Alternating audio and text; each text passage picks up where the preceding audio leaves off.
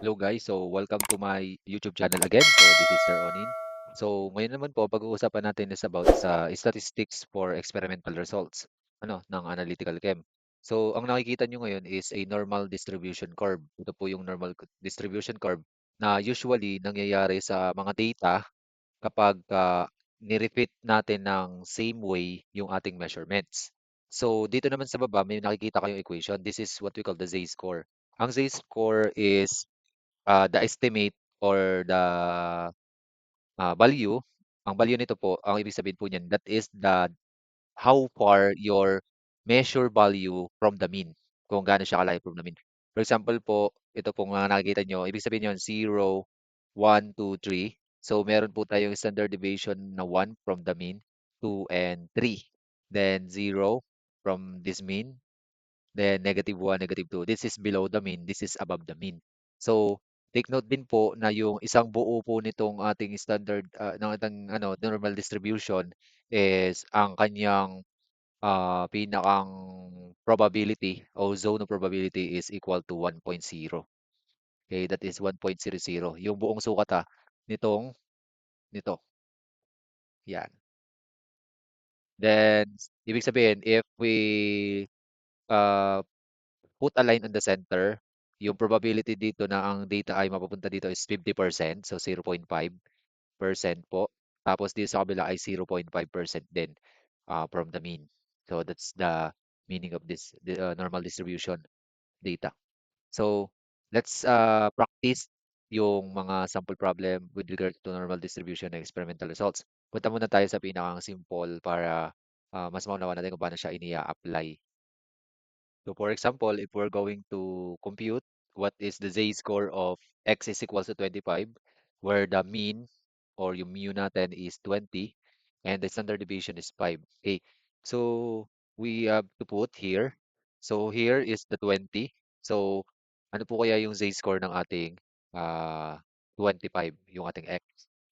So here, makikita po natin, ang ginawa lang is we have to substitute the value of x, yung ating hinahanap ang z-score. We have the x, so 25 minus yung mu, which is 20, like here in the formula, then over the standard deviation, which is 5.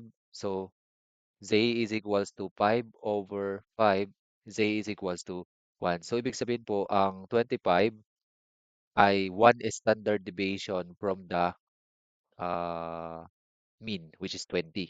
So take note lang po na ang ini-estimate lang po ng z-score is the distance of a certain measurement or value from the mean or the central tendency.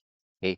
So we have a z-score equals 1. Ibig sabihin meron siyang standard deviation or one deviation from the mean. So kasi po ang standard deviation po niya is 5. So meron siyang one deviation from the mean. So next example po. Ano naman po yung yung magiging z-score ng x equals 15. Okay? So we have to again plug into the formula. So if we plug into the formula, this is the result. 15 minus 20 divide 5. So equals -5 divide 5. So z score natin is -1. So yung ating pong 15 will fall here. So that's the distance of 15 from the mean. So medyo hindi lang proportion yung pagkakaano ko dito, pero dapat yan ay pantay sa gitna. So that's all po para sa pagkuha ng Z score. Now, punta naman tayo doon sa problem, yung pag-solve ng probability kung ilang percent mag-o-occur yung ganong measurement. So let's solve the following problem. So ang ibig sabihin po ng P dito is the probability or percentage na mag-o-occur yung ganong value ng X. Ano? So we have first problem, what is the probability that X will be less than 25? So dun sa kanina pong sinolve natin, ito po yung position ng 25. So, one deviation from the mean po siya. Then, ang kukunin niyo po dyan is yung hindi itong area na to na above 25, kundi ito po yung isi-shade natin, yung below 25. So, to compute for that, so, ang gagawin natin po, syempre, i-compute muna natin yung z-score. So, we all know that the 25, nung kinumpute natin sa kanila, ang z-score niya ay 1, positive 1. So z score is equals to positive 1, yung x is equal to 25. Now, meron po tayong titingnan dito, ang tawag po ay Z-score table. So, puntahan natin yung Z-score table. Ito po, ang nakikita nyo po dito sa screen ay yung Z-score. Meron po tayong positive Z value at saka negative Z value. So, if ever po yung ating kinukuha pong X o yung Z-score ng X ay nasa positive side nung ating mean, ito po yung positive side ng mean, itong negative. So, ang 25 po ay nasa positive side sa kabilang standard deviation or deviation from the mean. So, that's why yung magiging Z value niya ay positive. So, yung ating Z value na 1, titingnan nyo lang po dito kung saan siya magpo-fall. So, that is 1.0. Tapos, pag may decimal places po, ito po yung ginagamit. Kunyari 1.01, di 1.0 at saka 1.0.01. Pero dahil 1.0 lang sakto, ang magiging katapat lang po niya ay 0.00.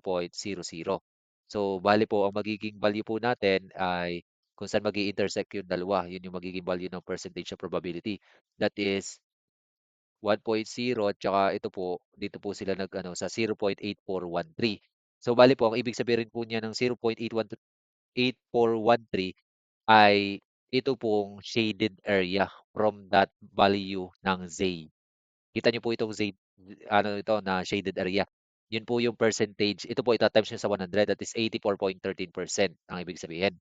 So from our kinuhanan ng Z score hanggang dito sa huli, ang ibig sabihin ng makukuha niyo dito sa table na to. Dito naman sa kabila, sa negative, baligtad naman. From dun sa nakuha nyo, at ito lang yung kanyang ine-estimate na percentage. Ito lang yung area na ine-estimate nitong sa negative kasi sa left side siya. Yung sa right side naman, from this side hanggang dun sa likod. Okay. So, 0.8413 ang ating value dun sa z-score equals 1. So, dun po sa z-score is equal to 1, ang percentage po ng probability niya ay, ang magiging ano po niya ay P is equals to 0.8413.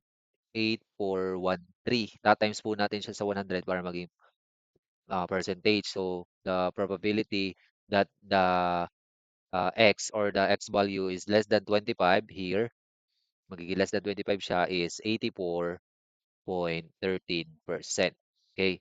So yun po yung chance or dami ng frequency na magre-result yung x natin into less than 25. So yan po yung ibig sabihin ng probability. Puntahan naman po natin yung second na tinatanong. What is the chance or probability that x is more than 25? So, bali po, ang 25 po uli, kukunin po natin uli yung z-score niyan. That is, z-score natin ng 25 is equal to 1. So, ang tinatanong niya naman dito is more than. So, kung dito po yung ating yung ating 25, dito po, yan. Tapos ito po yung ating mean which is 20. This is 25. So ang papakuha naman diyan sa inyo na region is yung lampas 25. Yung kanina po below 25. Ito yung dito. So this is the probability that the x will be more than 25. So ito naman po yung ating isa-solve. So since yung 25 po, kukunin natin yung z-score ng 1. So ang z-score ng 1, sorry, ang z-score is equals 1, ang kanyang probability po is 0.8413. Yan po yung kanyang probability dito na tinitingnan. Pero since nabanggit ko nga sa inyo na ang isang buo nito ay equal to 1, tapos yung kalahati niya ay 0.5. So kung ito ay equal to 1, tapos ito po yung ating i-estimate na region, and yung nakukuha natin probability ay hindi ito at itong kabila. Ang gagawin lang po natin dito para makuha natin is P is equal to 1 minus this value. So ito po yung mangyayari. P is equal to 1 minus 0.8413. So, pag minus po natin yan, that will equal to 0.1587. So, that is the value of this region or yung percent probability. So, ang probability po na ang x po natin ay mag-appear as greater than 25 is 15.87%. Okay? Next naman po, ito pong P is equals to probability of 15 of x is greater than 15 and less than 25. bale po dalawa pong Z-score ang ating kukunin dito para ma-estimate po natin yung value. So since compute na po natin kanina na ang Z-score ng 15 is -1, so dito po siya nag-fall sa -1. So this is the Z-score of -1. Then we have also the +1 for 25 here. So bale po, ang ini-estimate po, pag positive po yung Z-score natin is from this region to this region. Ano? So, bale, ang kukunin nyo dyan ay itong value na between 15 to 25. So, since pag tiningnan po natin ito sa ating Z-score table, isa-isahin muna natin yung 1 at saka yung -1. Yan. Kung mapapansin nyo po, ito po yung region kapag ka po sa positive. Dito po natin siya sinishade. Ano? Pag naman po negative dito sa side na to sinishade. So yun yung region of probability. So since yung 1 po nakuha na natin 0.8413. So this is the region of our probability. Then also yung ating -1. So this is -1 then 0.00. So our probability here for -1 is 0.1587. Yun kung makapapansin niyo po yung ating probability ng ating positive 1 is here. Ito pong area na to hanggang dun sa dulo. Yan po yung positive 1. So hindi ko na lang siya sinate para makita niyo kung ano yung target nating zone of probability. So and yung ating namang -1 ay 0.1587. Ito naman po yon ito. Hindi ko na lang sinade kasi hindi naman yan yung target nating zone. Ito po yung target natin. Kasi kukunin natin yung probability na yung ating x is greater than 15 and less than 25. So here, dito po siya greater than 15 tapos less than 25. So ito po yung kukunin natin. So ang gagawin niyo po pag ganyan po, may dalawang Z-score po tayong nakuha. Ipagma-minus niyo lang po yung mas mataas na Z-score dun sa mas mababang Z-score para makuha niyo tong region na to.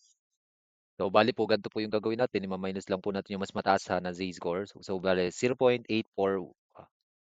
Sorry, the probability ng Z-score ang gagawin natin mamaya. So 0.8413 minus 0.1587. So our probability is 0.6828. So if we convert that into percent probability, that is 68.28%. Na ang ating X po ay uh, more than 15 and less than 25. Okay? So that's all na po muna dito sa mga example, dito sa probability. So ang mga susunod pong video is about dun sa ating calibration of the pipette, 10 ml pipette. I-apply din natin yun din para din sa problem na ito. So this is my question po na iiwanan sa inyo bago po tayo mag-end dito sa ating video. So what is the probability? Ganito pa rin yung value. What is the probability that our x is uh, less than 18?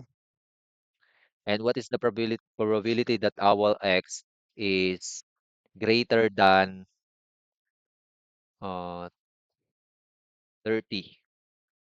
And what is the probability that our x is less than 10, less than 10, and greater than, sorry, that our x is greater than 10 and less than 20. Okay? So, i-comment nyo lang po dito sa comment section para magkameron po tayo ng points sa restation. Okay? So, that's all for this video. Don't forget to hit the subscribe button kung di ka po nakapag-subscribe dito sa channel. And also, like na rin po ng video para po sa tulong nyo sa ating channel. So, that's all for this discussion class or lecture. God bless you all.